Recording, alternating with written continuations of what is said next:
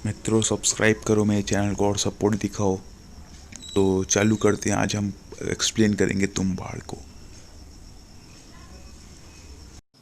नमस्कार मित्रों, कैसे हो आप लोग? सब बढ़िया हो गए मेरे ख्याल से। आज हम लोग तुम्बाड़ मूवी का एक्सप्लेनेशन करने वाले हैं। ये मूवी मेरे को बहुत ज़्यादा पसंद आई। इसकी IMDb पे 8.8 की रेटिंग है। ये 2018 की मूवी है। और हम लोग इसके बाद जो नेक्स्ट वीडियो आएगी वो कॉन्जूरिंग यूनिवर्स के ऊपर आएगी। आपको ये मूवी शायद 2-3 हफ्ते के अंदर कम्प्लीटली मिल जाएगी। इसमें हम लोग देखेंगे कॉन्जरिंग, एनाबेल, नन और बहुत सारे मूवीज़ के अंदर इंक्लूड रहेगा। तो इस चैनल को आप सब्सक्राइब कर लीजिए इस तरीके के मज़ेदार मूवी की एक्सप्लेनेशन के लिए, और इस वीडियो को लाइक कर दीजिए। तो हम लोग बढ़ते हैं वीडियो की ओर। हम लोग देखते हैं कि तुम्बाड़ मूवी की स्टार्टिंग में VFX द्वारा पूर्ति की देवी को दिखाया जाता है, जिनके पास अनंत सोना और अनंत अनाज रहता है। पृथ्वी उनकी कोख रहती है, जहाँ से 16 करोड़ देवी देवता का जन्म हुआ रहता है। उसमें से जो उसकी पहली संतान रहती है हस्तर, उसे सबसे ज़्यादा प्रेम करती है पूर्ति की देवी। अब हम लोग यहाँ पे देखते हैं कि जो हस्तर है वो सबसे ज़्यादा लालची रहता है। वो अपने मन मर्जी से सोना तो उठा लिए रहता है, पर जैसे ही वो अनाज के ऊपर हाथ रखता है उसके ऊपर सारे देवी देवता हमला कर देते हैं। इस हमले के बाद वो टुकड़ों पे बढ़ जाता है, पर जैसे ही वो मरने वाला रहता है पूर्ति की देवी आके उसे बचा लेती है। और उसे उसका एक कंडीशन रहता है, मतलब एक शर्त रहता है कि आज के बाद इसको कोई नहीं पूजेगा। कई युग बीत जाते हैं, वो पूर्ति की देवी के कोख में सोया रहता है, पर एक एक पूर्वज, जो तुम्बाड़ गांव के पूर्वज जो है, मिलके एक हस्तर का मंदिर बनवा देते। इससे हस्तर बहुत प्रसन्न हो जाता है, और जो देवी देवता रहते हैं वो बहुत ज़्यादा क्रोधित हो जाते हैं, और क्रोध की वजह से आज भी वहाँ पानी बन के बरसते रहते हैं 24/7, 24 घंटा। अब हम लोग देखते हैं जो लास्ट लाइन बोलते हैं, मेरे को सबसे मस्त लगता है। जो हस्तर के लिए श्राप है वो हमारे लिए वरदान है। इस बेस्ट इंट्रो के बाद से ये मूवी स्टार्ट होती है। हम लोग मूवी के अंदर देखते हैं कि 3 पार्ट में मूवी विभाजित है। पहले पार्ट में हम लोग देखते हैं कि एक बच्चे के साथ ये कहानी शुरू होती है। तो हम लोग बढ़ते हैं उस कहानी की। तो पहले पार्ट में हम लोग देखते हैं दो लड़के रहते हैं। एक का नाम विनायक रहता है और दूसरे का नाम सदाशिव। इसकी एक माँ रहती है जो एक लैंडलॉर्ड जैसे आदमी, सरकार नाम के इंसान का काम करती रहती है। उसकी आपातकालीन मृत्यु हो जाती है। अब आपातकालीन मृत्यु हो जाती है तो उन लोग सोचते हैं कि तुम्बाड़ छोड़ के पुणे चल दे।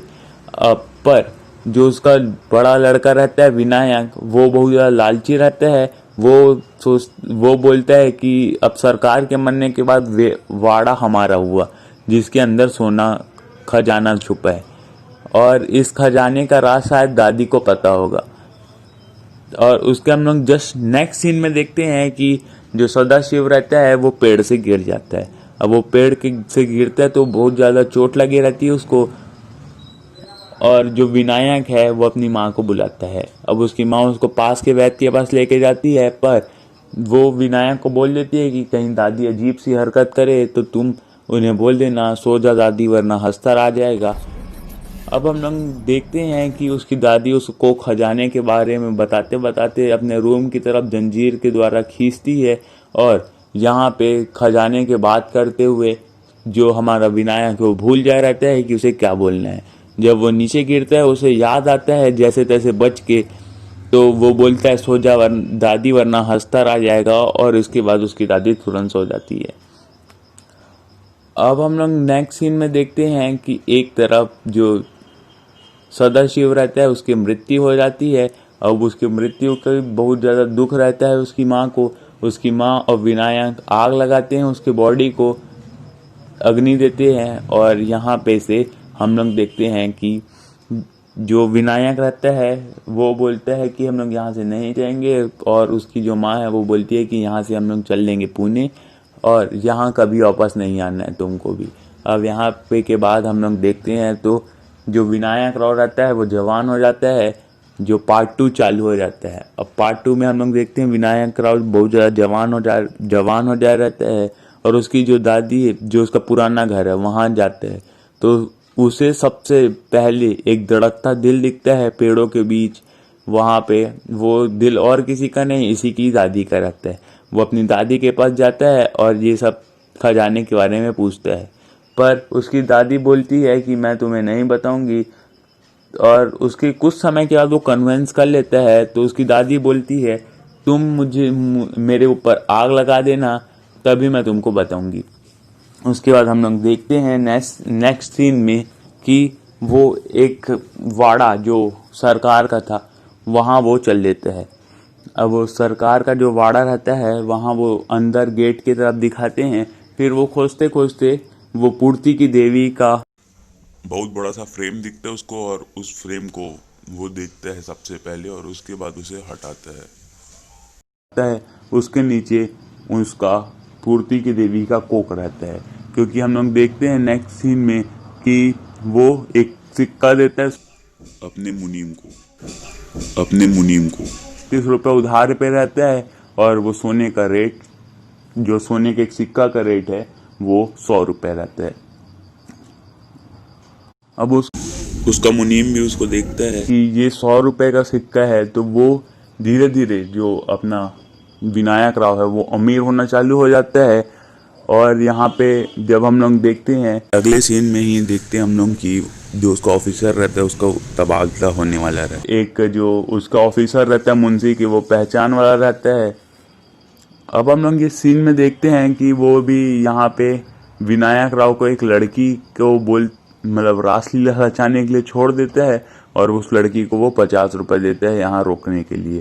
पर वो लड़की उससे विनायक से 100 रुपये लेती है और उसे सब सच बता देती है, जिसके वजह से वो अनजान बन के वहाँ जाने की एक्टिंग करता है और वहाँ जाके एक टिफ़िन का डब्बा लेके अंदर चल लेता है। और वो टिफ़िन का डब्बा लेके अंदर चल लेता है, और यहाँ पे मुंशी भी देखता है यही काम। जब वो बाहर आता है विनायक राव, उसके बाद वो सेम काम करता है। वो उसे पता नहीं रहता पर मुंशी को कि आटे की गुड़िया नीचे ले जाना पड़ता है।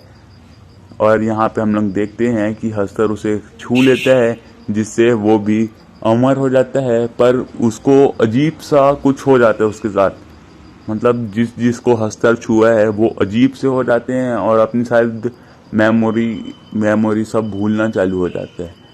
अब हम लोग देखते हैं कि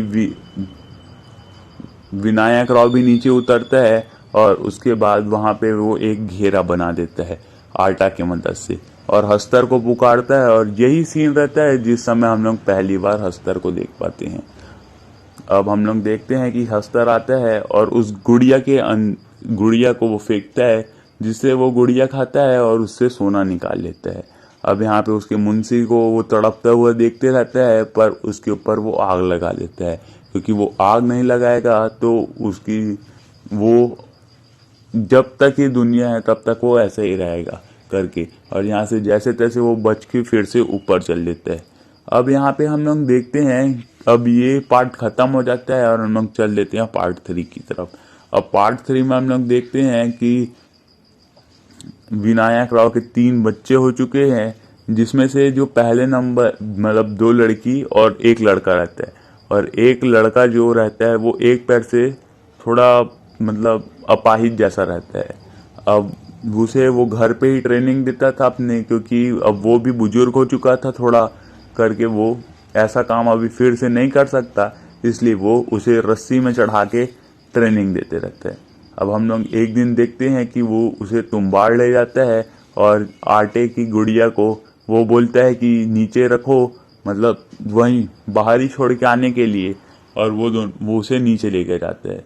पर वो अपने साथ आटे की गुड़िया ले आता है, और वहाँ पे हम लोग देखते हैं कि हस्तर उसे पकड़ने वाला रहता है। जैसे तैसे वो अपने बच्चे को बचाता है और ऊपर लेके जाता है। अब यहाँ पे वो बच्चा, उस बच्चे को कस के पिटान पड़ती है इस काम की वजह से। अब इस काम की वजह से उसे पिटान बहुत ज़्यादा पड़े रहती है, और ये जो लड़का रहता है उसे सोने के सिक्के मिल जाते हैं। इससे वो बहुत ज़्यादा खुश रहता है, और इसे 15-16 साल की उम्र में इसे लड़कियों के पास इसको लड़की चाहिए रहती है। अब हम लोग देखते हैं ये सीन में कि अब 5 दिन के बाद सरकारी जगह पे प्रतिबंध लगा देगी जाने के लिए, तो वो बहुत ज़्यादा घबरा जाते हैं। अब ये कहाँ से हम काम करेंगे, ये सब की वजह से अब उन लोग जाते हैं गुड़िया लेके। तो उसके बेटे, जिसका बेटा और 2 गुना इससे ज़्यादा वो है लालची। अब वो बोलता है कि एक साथ 1000 मतलब बहुत सारे गुड़िया बना लेते हैं और उस गुड़िया को फेंक देंगे नीचे, जिससे बहुत सारा हमको एक ऐसा मौका मिलेगा कि हस्तर की जो सोने की पोटली है उसे हम चुरा सकेंगे। अब यहाँ पे उन लोग वैसे ही करते हैं जस्ट अगले दिन, और उसमें वो उन लोग पत्थर डालते हैं, क्योंकि पत्थर शुरू से ही डालते हैं, क्योंकि उसे काटने में मतलब पत्थर भी वो खा लेता था, उसे समय लगे खाने के लिए।